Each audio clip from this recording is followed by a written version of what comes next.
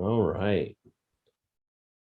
Well, with no further ado, let me find my screen here. So there was a question already in the chat. It sounds like I couldn't come to the faculty meeting. Will this meeting help me get permissions for my students? We're going to cover the same, essentially the same content. material. Yeah. Okay, great. Okay, so how do I move? I figure out how I move this little bar at the top that's in my way. Okay, there we go. Because I'm not in. Okay, over here, I am logged into the PCD environment. That's our test environment. Because I don't want to obviously test with permission numbers in the actual live environment. You will see on my homepage here, I have a tile for class permissions. I do recommend if you're going to be working with class permissions frequently that you do add it as a favorite or as a tile. But let me go ahead and start by showing the navigation, because if you don't have it favorited, you'll need to be able to navigate there for the first time. So you're going to go to your navigator, the little compass icon in the upper right, click on records and enrollment, term processing, class permissions, and then class permissions. You should be on a page that says class permissions like that. And then if I didn't have this saved as a favorite, I click the three little dots next to the navigator, and then I can choose here if I want to add it to the home page. That was that initial page with the tiles. I can also add it to my favorites as well. On this page, start with entering or if it may be based on your preferences that it's pre-filled academic institution. Our institution code for Bellevue is WA080. Then you're going to need to put in the term. Peoplesoft has this handy dandy feature that if you're not sure what the codes are quite yet, you can just click on the little magnifying glass and scroll through the endless list of terms. It kind of helps you to learn, because after you do this a few times for a particular term, that code is going to kind of get stuck in your head. So once you know it, you don't have to click on the magnifying glass, and you can just enter 2221 for winter 2022. And then you can put in the subject area and the class number. In the last session, I asked for somebody to, just yell out one to use. So I'll do the same thing here to somebody. What should we use for an example? AHEM. AHEM. Okay, and what number? What catalog? 128. AHEM 128 for winter quarter. And I'm going to click on search. And what I'll see here, and the very first thing I want to confirm when I get there is just make sure, yep, I'm indeed in winter, AHEM, what the section is, and who the instructor is. Oh, I should just point out, because I'm in the PCD environment, if there have been changes or updates in production, those aren't reflected here. This is like a monthly snapshot. I see 1 of 1. That means that there's only one section of AHEM 128 for winter quarter.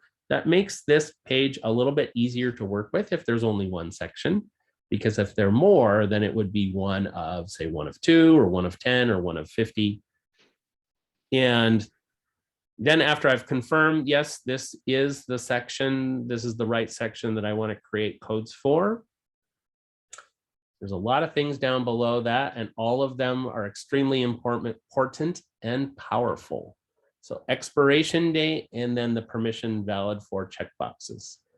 To start with, expiration date is exactly what it sounds like. It's the last date that code is actually valid.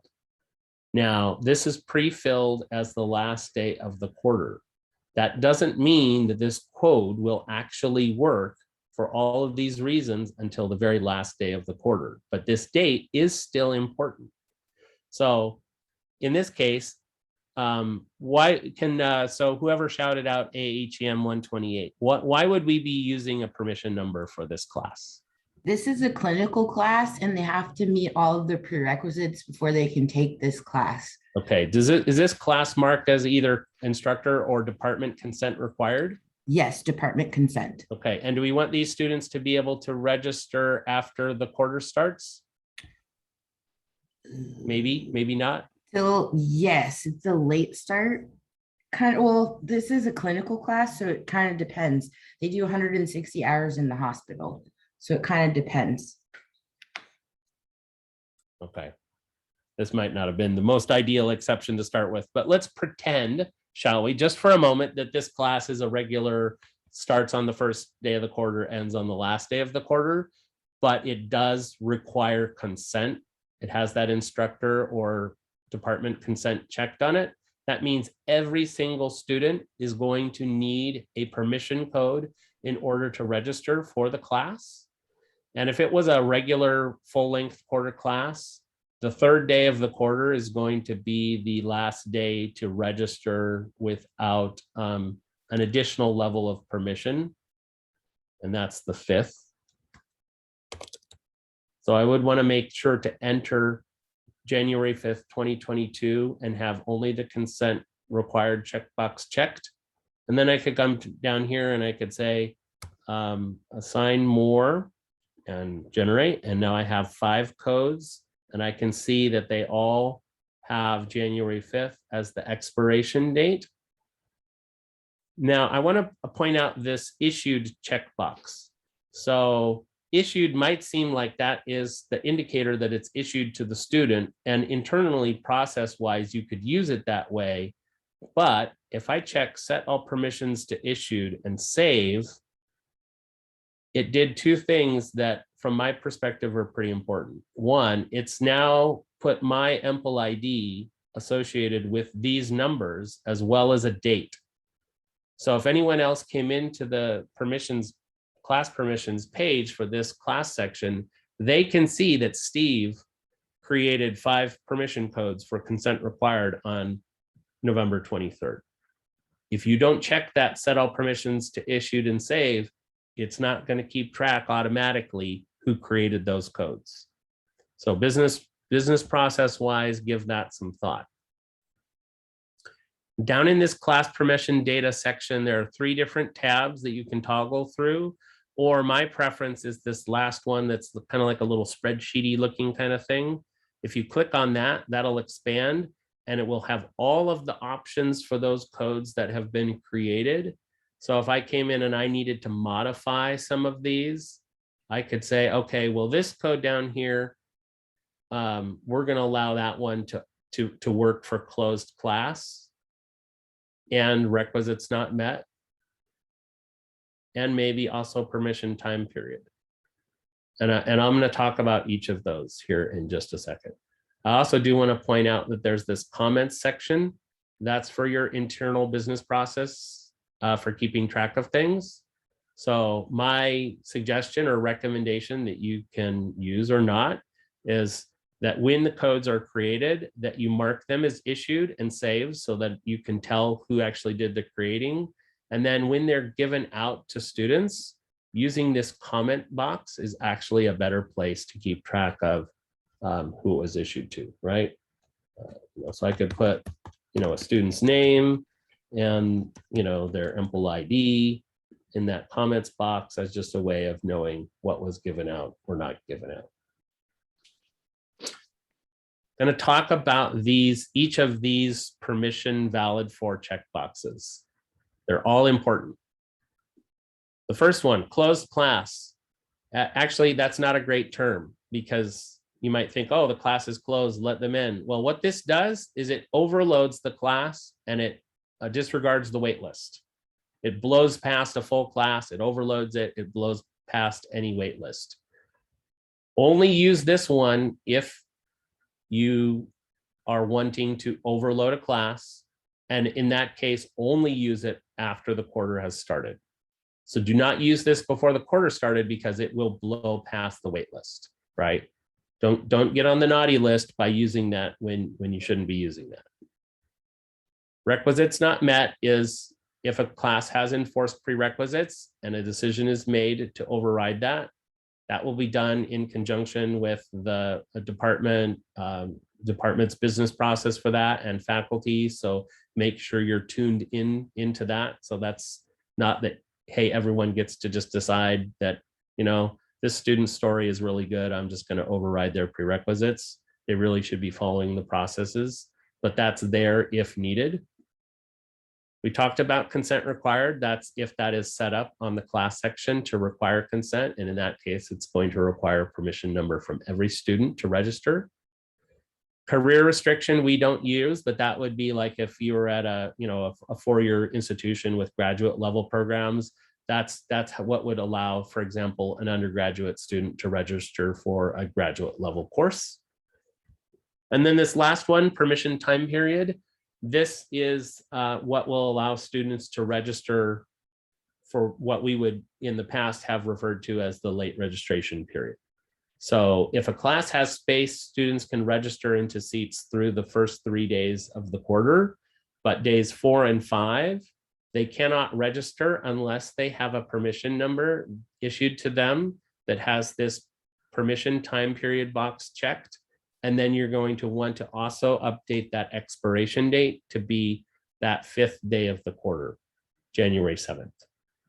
Don't make the expiration date later than the 7th unless you're doing that with approval and in conjunction with your division dean, because after that, registration after the 5th day does require dean's approval. That can also be done with these codes. You'll see that on Yulia's handout. But again, you're not, even though you have the permission to do that by going here, you have the ability to do that. That doesn't mean you should. Okay. I'm going to stop there. I imagine we probably have a few questions at this point. So Steve, for the one in which we've done permission time period and we've clicked that one, then we would want to change the expiration date strictly for that one to 1/7, but all the others are left at 1/5, yes? That's correct, yeah. So I went ahead and added 2 additional codes.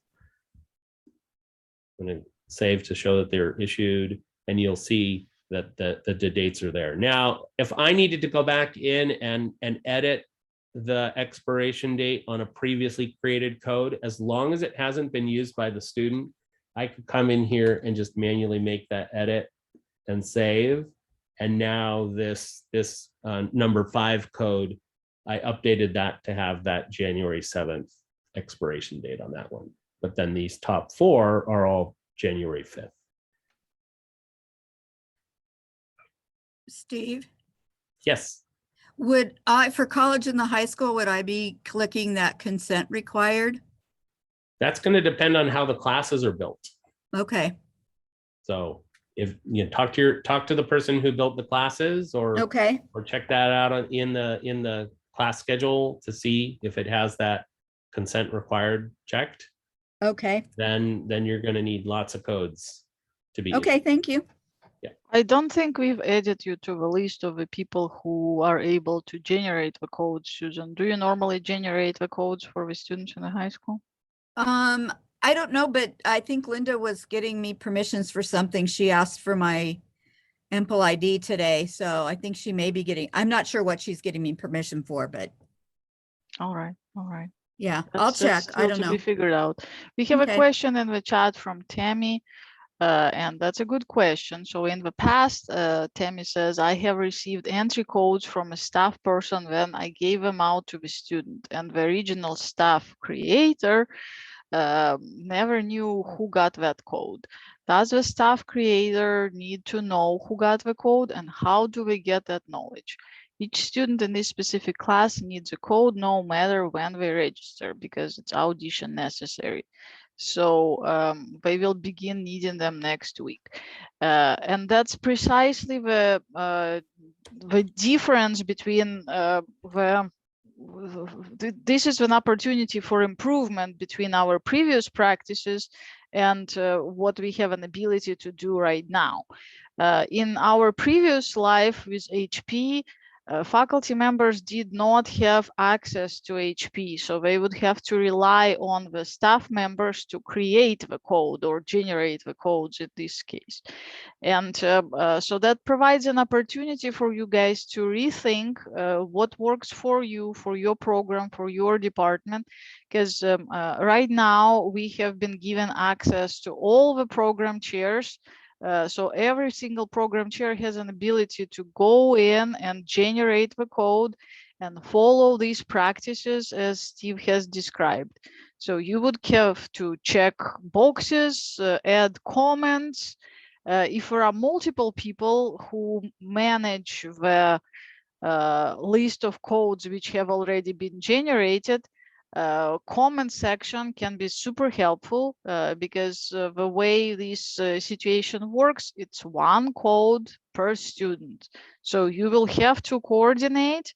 And so you could utilize the comments field, or you could rely on whatever established business processes you guys have. It still can be that staff member generates the codes, deposits them into whatever SharePoint library your department uses, and then you can work closely together between faculty and staff to be sure the students are taken care of. Julia, if I just may, I totally understand about generating. Our program staff is going to generate, which is awesome and cool. What I guess I'm missing, and maybe it's just because I've missed a lot, is what I used to do then was take the codes and I get the student number, and I would give the student number a code, and then the student got an email that said, this is your code to use for this class. And I never then did the step back to say to Michelle, hey, this is the code I gave to this student. So I guess what I'm asking, maybe this is a different conversation, is it's exactly the right conversation. In this case, you do not have to rely on Michelle or any other staff person in your division. oh no, I want to rely on all those staff people. Okay. I'm really happy they're going to generate the code, but once they generate the code, don't I still have to give them to the students?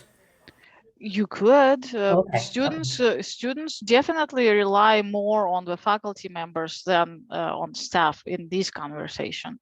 So this is an opportunity to bypass the staff member entirely, or not. It's really between you guys to discuss those things and decide what works for you in your particular situation. Okay. Yeah. I think, Thanks Tammy, much.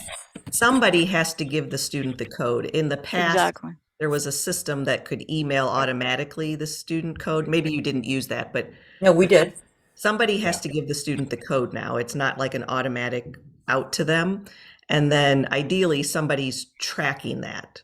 Ah, okay. No, that is Who the that answer. somebody is up to your department, division, whatever. Okay. But that part is a little more manual now. Okay, that's good.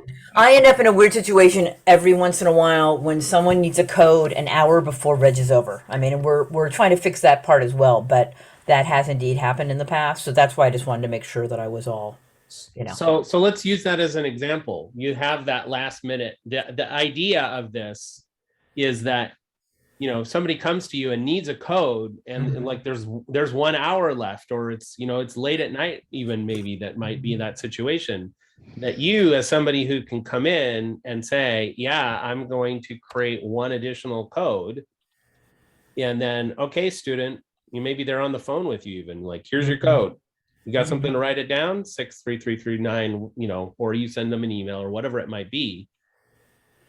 We have lots more chefs in the kitchen with this, but that's also increases the flexibility of getting these codes into students' hands sooner.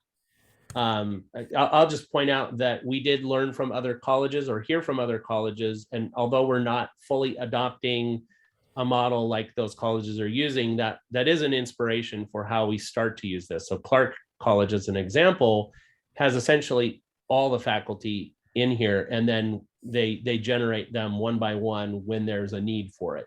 So it's sort of a just-in-time approach. Okay, got it. We're- Because in the we're not past, there what yet. happens is that I always had about 6 more codes than I ever thought I would need for just this Yeah. process. So I could do it last minute without having to touch one click of anything. So this just now we're generating enough codes, not more codes than we need. It sounds like. That's that's business process as well. So let's say you anticipate you're going to need 10 codes, but you just want to be safe, and you're going to like put them on SharePoint. Maybe you make 20, and you think that's way more than you need, and that's fine. That's still okay. Okay, yeah, no, I have total faith in our staff. Hey, thank you. Yeah. Hey, Steve, Yeah. if you generate a bunch of codes and you place them on SharePoint, and then you issue a code through email to a student, do you need to go back into ctcLink and log in exactly what you've done with that code? Or do you do it in your own SharePoint site? I mean, it seems you're tracking it in 2 places suddenly. Yeah. That's business process. So Exactly. this comment section is really for whatever purpose will work best for you in your area. I will point out here, so there was in the previous session that we did, there was like, well, maybe I won't save it, mark it as issued until I actually give it out to the student. That could work. But then if I looked at a class and it had a whole bunch of codes and it didn't have any issued by EMPL ID, and there was like, who made all these codes for this class? What's going on here? I wouldn't know who had done that. At that point, there's no tracking on which person had done it. So if it's a few people who are managing this part of the process, that's more doable. If you have more hands involved, then I think it's a strong business process, like good practice suggestion to, as they're created, to mark them as issued, because then everyone can see like, oh, that's Steve's EMPL ID in there. That's not mine. That's Steve's business over there. I'm not going to mess with it. But maybe, yeah, if I put it in SharePoint, I probably am not going to come back in here and mark comments. And I do want to point out, I neglected to talk about these 2 boxes, ID and name. These will populate in ctcLink once it's used by the student, with the student's ctcLink ID and their name. So you'll be able to see, oh, okay, that code was used by the student. What it doesn't do, of course, though, is let's say I sent this next code by email to a student and they're sitting on it and they're going to use it in 2 weeks. Their name and ID aren't in here. So that's where, if the management happens in this system, you would want to ideally, as again, best practice, not a requirement, put something, maybe their name, the student's name and number, so that the next person who comes in here would be like, oh, that one was already given out, right? There are different ways to crack this egg. So it's follow or talk about what your department or program's best business practice is with regards to that. My interest from the registrar side of things is that we're doing a good job of putting correct expiration dates, and that we're appropriately using the check boxes here, right? So I wouldn't want to see codes being given out now with closed class checkbox. That's a no-no. You give that one, you don't even create, well, you could create them now, but do not give them out until the quarter starts, because it'll blow past the wait list, which would be bad.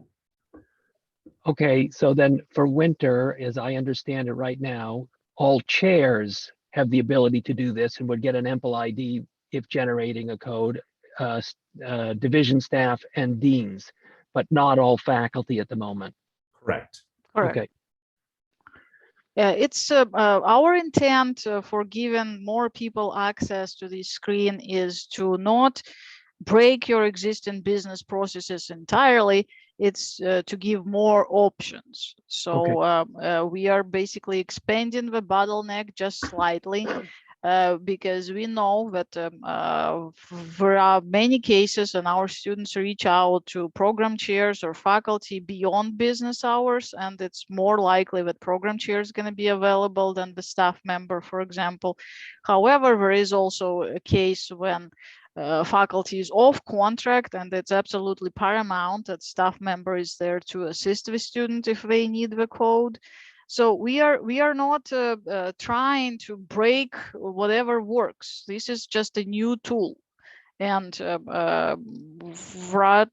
conversations to happen with the programs and divisions, how you guys would want to use this tool to everyone's benefit.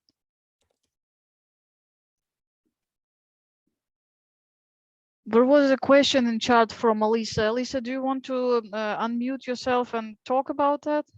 Because wait list situation, I don't think we covered yet.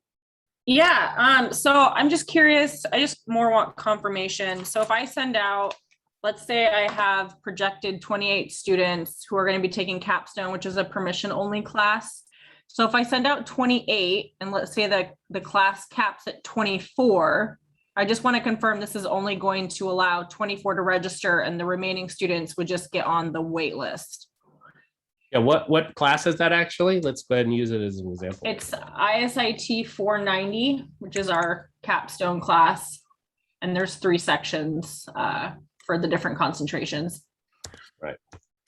So if I was going to generate 28 codes and I don't want to overload the class cap, it's not prereqs, it is consent required. Career doesn't matter. And since this is only going to the 5th, I'm going to uncheck consent required. I'm going to say 28 codes. In my case, I'll set them to issued. Wait. Cap is 24. I know, but her example is she wants to give out 28 codes. That's okay, because here's what I want to demonstrate. The fact that I create, and I can go ahead and give out 28 codes. I didn't check closed class. So if I give out all 28, the first lucky 24 to use their codes will let them We'll in. get in. Yes. Right. The other 4, it's not, yeah, because I only checked consent required. So the others will just have to wait and hope someone drops. And then in that case, it would still ask them for their permission number because it's a consent required class. Hey, Steve, can I tag on to that? What if Absolutely. it Yeah. has been approved, even like right now, that we're going to let 28 people in the class because we have to, and blah, blah, blah. Dean's approved, Rob's approved, like everybody's approved it. Can you do that Greg. now, or should you wait? Greg, are you? I thought I saw you on here. Greg, do you want to comment there? There's issues with class caps and contracts and whatnot. So I mean, from my own personal soapbox, I would say make the class cap to be 28. Then, if you want 28, class cap should be 28. Right. Yeah, no, I guess that is the right. So like if everybody's approved and we know and the instructor has agreed and there's just going to have to be 28 because we can't have another section of 4 students or, all the gory details. Yeah. So maybe you just set the class cap to 28 if the, high level. Well, that's where the difference between I know. Peoplesoft and HP comes into play, right? So in HP, you could not possibly let more students into the section than there was a cap. So we have been doing the practice of modifying the cap on the section, even if it's beyond contractual obligation. Mhm. I appreciate what you said. Everyone signed off on that and that kind of jazz. Right. In case of Peoplesoft, we don't have to modify the class section. So say we have this same example Lisa brought up. The cap is 24. We issued 28 codes. 24 lucky people got in. The section is full at this point, right? And we will have 24 IDs and names already in the listed right there and under this section. In this case, you can still give you can modify the permission for 4 codes. You can click closed class on 4 of them, and you don't have to mess with the cap whatsoever. And you can put the code, my dean has blessed it and Rob has blessed it, and everyone should be good. I mean, there's a I don't know if I can be heard, but there's a problem with that. There's a problem with that because of the waiting list issue that Steve had talked about before, where if you give the code and there's already people on the waiting list, you're bumping people ahead of the people on the wait list. But we're only talking 28 students in this case who are potentially interested, right? Yeah, No, I was gonna say there'd only be 4 on the wait list, I think, for this situation. Okay. So I get what you're saying, Yeah. Julia. You So could, that would be fine in that case. There might be a limited case where we had to up the cap and then lower it again after the students enrolled, but it's better if you know who the students are, just use the entry codes, the permission And- numbers. and I did, so you could see how enrollment goes, and then once you hit that, the first day of the quarter, or the wait list is done, then go in and on those last 4 codes that hadn't gotten in yet, that we're still trying to get in, you could then modify those numbers to allow the student to get into the closed class, or generate new codes that would work for closed class. It's just, we have to be really careful. We don't generate and give out closed class codes while the wait list is still functioning. I haven't delved enough into waitlist settings on a class basis. I suppose if you said this class doesn't utilize a waitlist, that might allow you to utilize that closed class earlier, but do that with extreme caution, because that could have some very negative consequences. All right, it's important that you not kind of permanently change the cap, because it has a lot of ramifications for you as far as fill rates, which is important to you guys, and if you're going to pay people for those extra 4 students, it doesn't make any sense if the cap is 28 that you're paying people for extra students and that kind of stuff. So that's why in the end we need the cap to be whatever was contractually agreed on. Okay, so this is really shaky ground, but it has to do with the contract.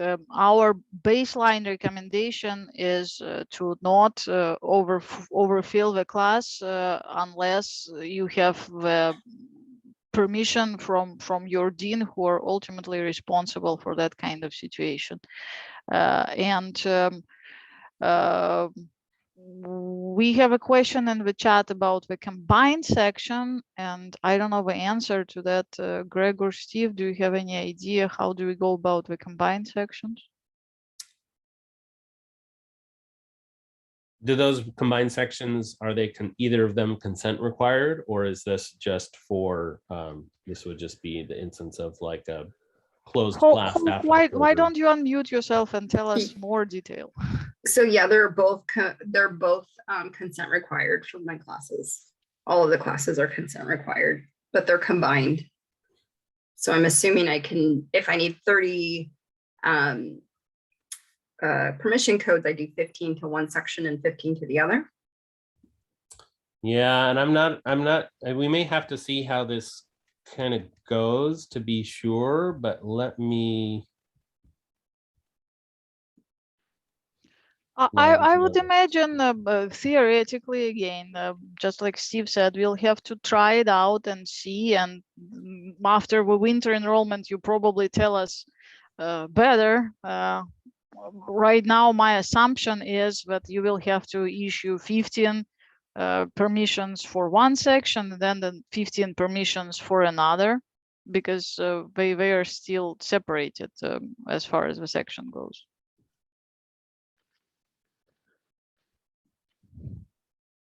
Okay, that's what I think too. We get to really dislike combined sections. More we are into that CTC world, and it's just they are not slick to work with. What kind of class was this? Is one that's combined? They're ESL classes. You know what number? 9975 and 9976. Like ESL. Up, sorry, up 10. Up further. There you go. Orientation. 9975 and 77 are combined.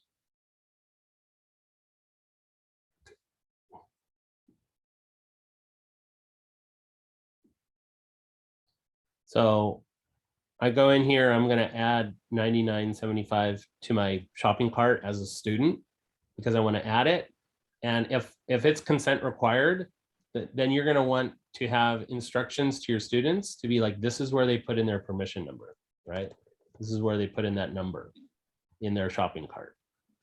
So what they might need to do is then also, and I don't like this, but I'm not sure why that they're connected in that way, is also go to the other one, because it's another thing, and put in the different permission number on the other one. Now they're both in the cart. I didn't like that. So we might have to kind of see how some of those things go. So they're separate levels, but they are combined because the instructor is teaching to both levels. So students are going to be enrolled in both of them. They'll be enrolled in one. Then they just pick the one that they're going to be enrolled in, and they apply the permission number to the one that they're going to enroll in. Okay, perfect. Yeah. Thank you. All right, we got a couple more minutes. Anyone questions? else has questions? I haven't really been looking at the. I think there's a couple in the chat, but there's also Okay. a hand up. So I think we've addressed the sorry. questions from the chat. Who had their hand up first? It's me. It's Tammy.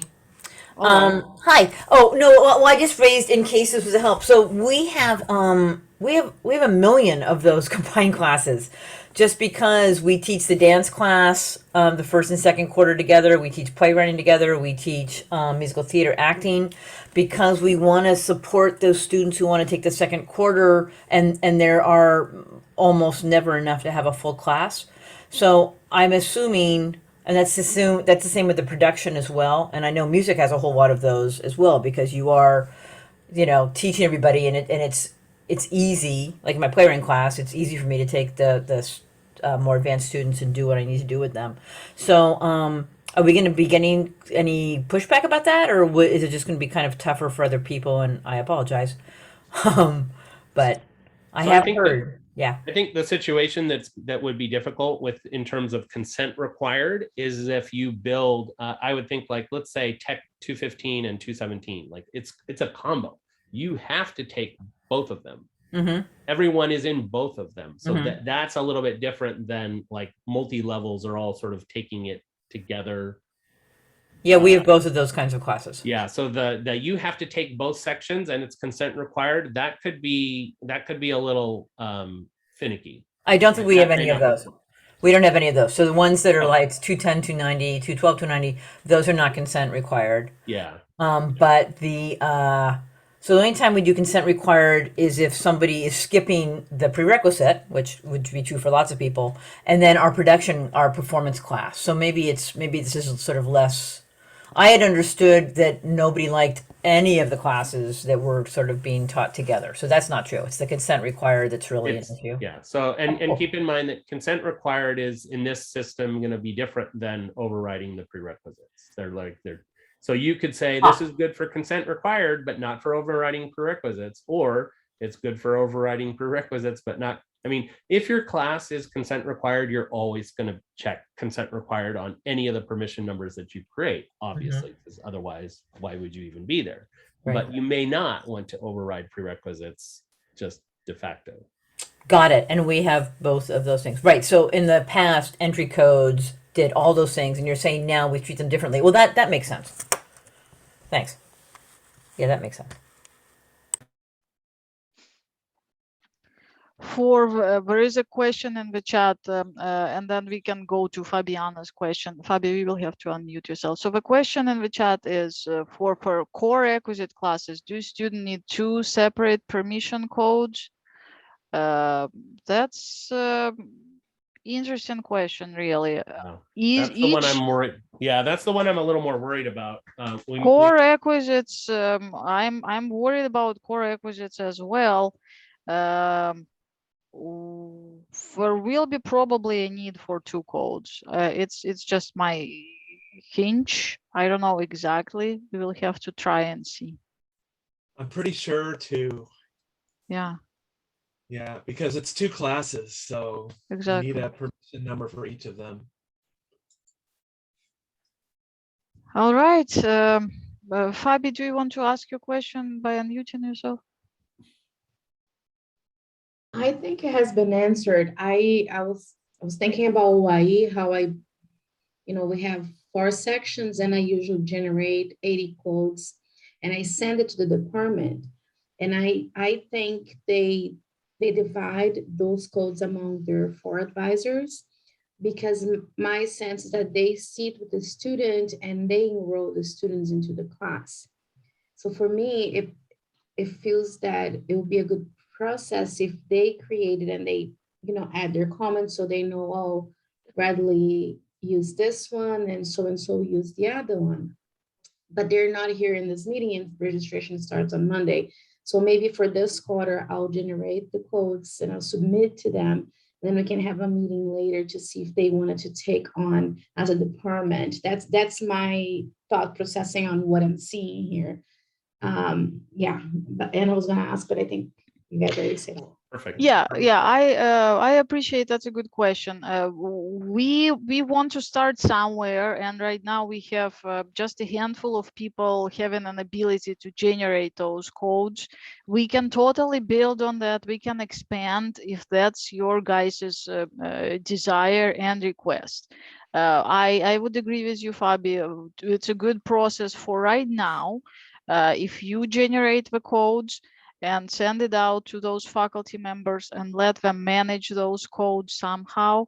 But everyone needs to have an understanding that this is one code per student and they are section specific. So if you issue the code to section A and give it to the student and they are trying to enroll into section B, that's not gonna fly and they're gonna start yelling at you. So codes are section specific. That's a good one. I didn't note that. So thank you. I'll let them know too. Thank you. Right. So do not generate like a whole batch of 80 codes. Do, 20 for section A, 20 for section B, and let them manage it this way. Sounds good. Thank you. Hey, this is Pavi. I have a question about, do the instructors have access? I'm referring to like AA level classes that are set, for in legacy was permission only. Would faculty, the instructors themselves, go in there and can they generate it? Because I don't think our PMs would, be able to manage all those AA level classes that are permission only. That's where program chairs are to the rescue. All the Okay. program chairs do have the access right now.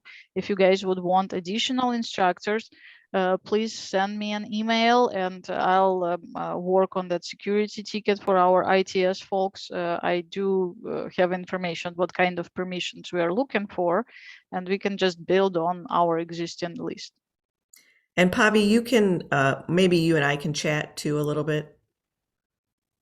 Yeah, and sorry you all, I wish it was July. I have no idea how it's the end of November and we are very, very late to that party, right? So I appreciate that registration opens in just a couple days, and it's probably going to be just little shaky at the beginning, but I'm sure at the end of the day we will arrive at good business processes. And the tool, I'm not asking you to redesign your processes all of a sudden. This is just the tool, quite powerful tool, and you are all smart people, and in collaboration with each other, everyone can figure out the way this is going to work for you. So make it work for you. That's my last words, famous last words.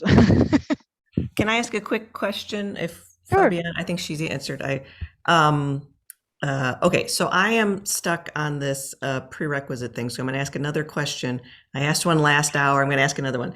Okay, so let's say a student has transfer credit from Lake Washington Tech. Faculty have reviewed it, and they say that,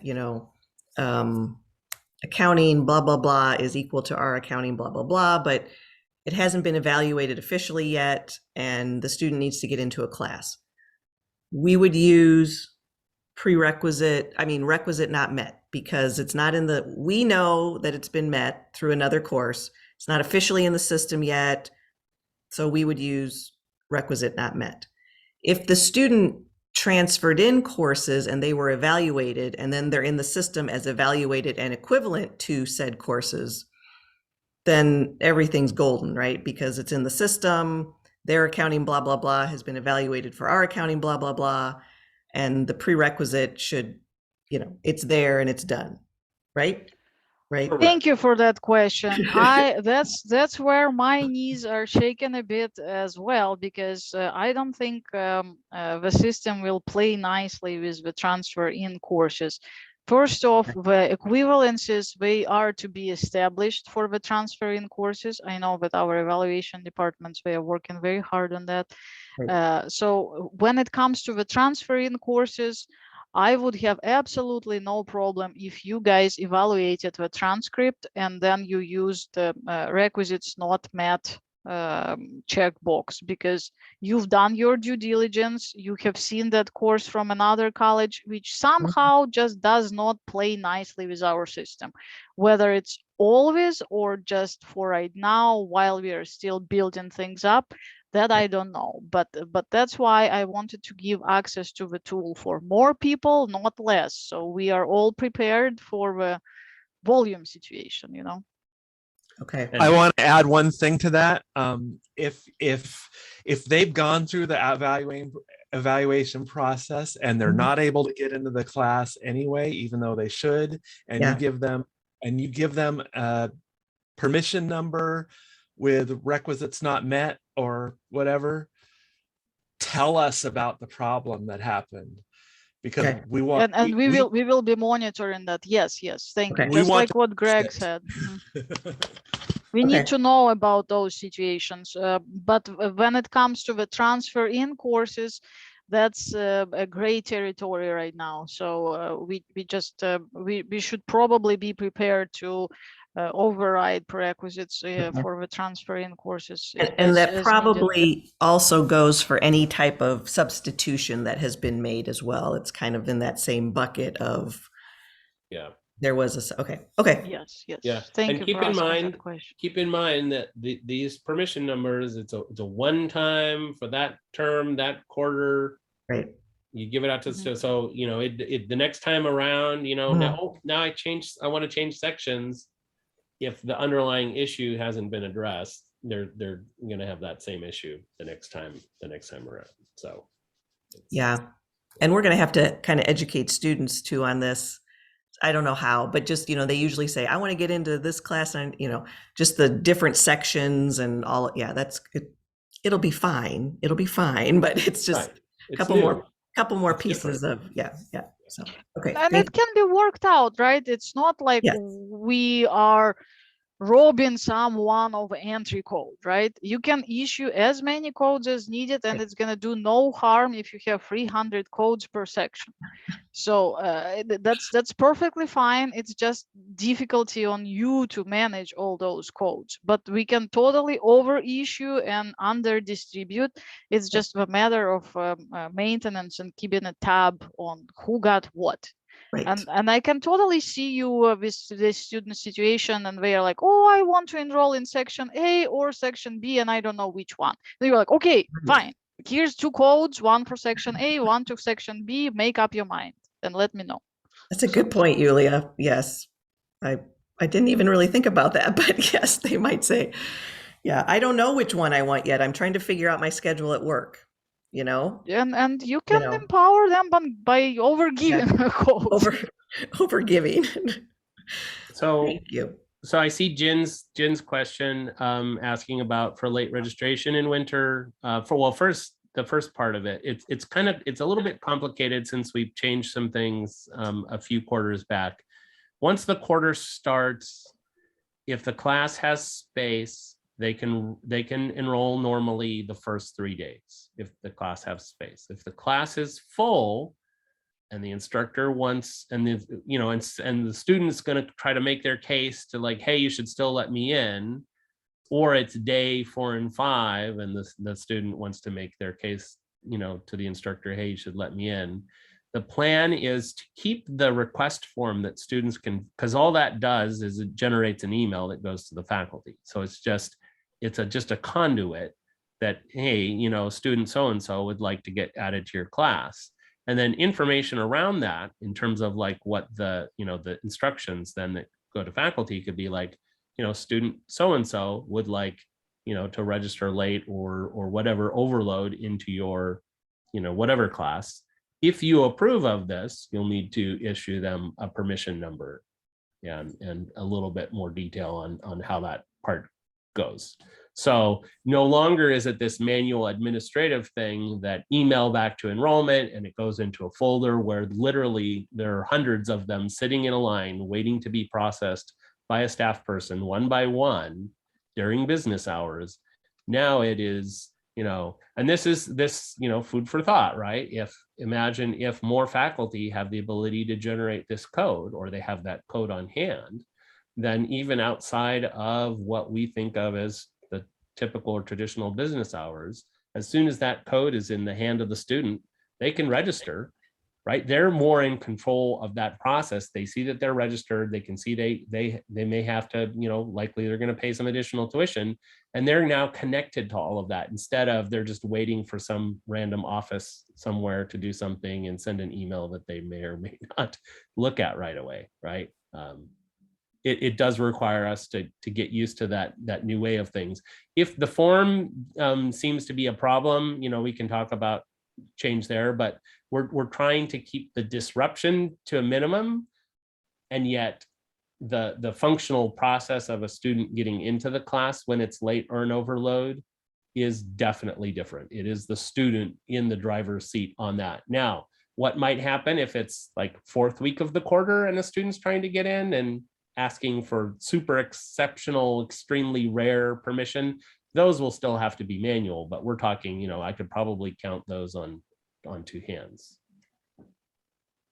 in a normal term, right? We do not have a lot of those. Steve, thank you for answering my question. I just have one follow-up. So if the class is not full in the first 3 days in the winter quarter, then students still have ability to re-enroll or no? Yep. Yes. They do. Yep. Okay. As long as there's space in the class for 3 days.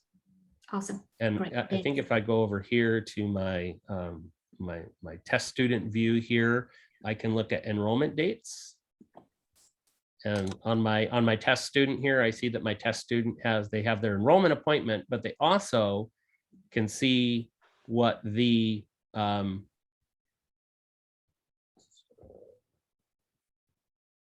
I got to scroll down here. Open enrollment dates by session. So it's going to start open enrollment, meaning not by appointment, starts on December 5th. And it actually says January 14th here. That's because it's something that's pulled from the system. It's sort of less than ideal. That basically means that if they have the permission code that's approved by the dean, that's the absolute last date that they can use. They can use that one. Actually, I take that back. I think I'm in, I was gonna say if I'm in PCD on the student. Not everything is perfect about the system. This may just be because we allow enroll with permission to this date. It's actually going to be It's a January. census date, right, Steve? Yeah. It's the census date. It Right. still counts for FTE, but it's definitely considered a dean approval at that point. But yeah, January 3rd, 4th, and 5th, if the class has space, the students can add into it normally as long as they meet any prerequisites, as long as consent isn't required, and as long as they don't have a hold like a vaccination hold. Thanks. Yeah, there's a lot of condition. Oh, yeah. But the good news is, so when students log into this view, if they do have a hold, it's going to be front and center. The very first thing they see when they log in, boom, hold, and with more information. So, and they have to come here if they're going to add a class. So it's sort of that funnel of the experience is definitely different than the old system. So can I have a quick question? I thought we weren't, so students will still have holds. I thought for some reason they weren't going to have holds anymore. Students who haven't attested their vaccination status will definitely have a hold. And what about the financial stuff? Totally. If they owe hold. tuition, if they have unpaid tuition, they will have a hold. If they have unpaid tuition from fall or prior, they will have a hold. Okay, because in the past we've been able to put a hold. I mean, it's been rare, but put on hold when a student had materials or hadn't paid for some event. Yeah, we can't block for things other than tuition unpaid. Yeah, that was a recent state law Okay. that passed. We can only block them. We can block them for unpaid tuition, repayment of financial aid, or housing charges, and that's it. Only those three. Any other sort of fee that's on there, we can't block their registration. We can, send them scary looking letters and whatnot, but we can't block them. Well, sometimes that's good because then it's not us; it goes a step higher. But that is a good thing to know about, because I know in the past I've given enormous amounts of leeway to some students, and usually it all works out in the end, but sometimes it doesn't. Yeah. Okay. Hey, Steve, does that include like loaner laptops and robots? Because we have students checking it out, and we have one student that has not turned in. Yeah, you can't block their registration for that. It's like $1,000 Well, to replace let it. me take that back. If you're not charging the student for that, they just need to return the materials, and you're like, we just want the materials back. You haven't put a financial charge on the student's account? We haven't, because we've given the student, like, it's been since spring, and we haven't heard anything after various emails. So as long as you're not putting a charge on there and it's just a condition, like they need to do something to be in compliance, yeah, talk to me about that. That we can probably do. Okay, thank you.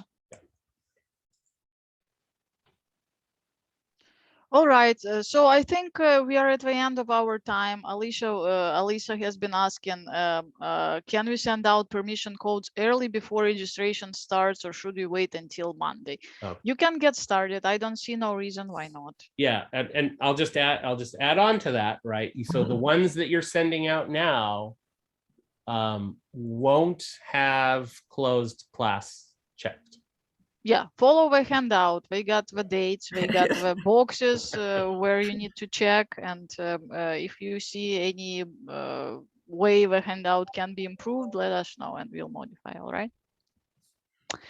Okay, well, it's noon. Thank you, everyone, and have a wonderful, wonderful Thanksgiving.